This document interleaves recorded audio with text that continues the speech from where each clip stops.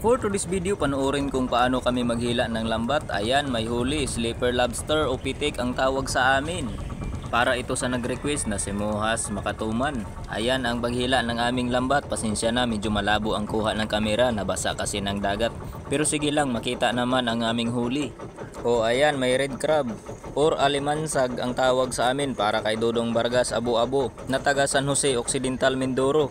Salamat sa inyong suporta. Malayo na pala ang narating ng aking mga video. Nakasuot kami ng guantes or gloves mga kasiman dahil mabigat hilahin ang lambat. Malalim kasi ang aming naariyahan, 27 fathoms. Mawawala talaga ang pagod kapag ganito palagi ang makikita. Sunod-sunod ang huli. May pitik na naman para ito kay Lamberto Antiojo Gloria.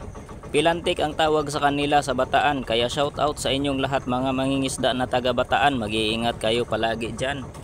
At kay Rons Bacolpo Plaza ang nagsabi na marami daw sa kanila sa Bohol. Pwede ba kami makadayo dyan, idol?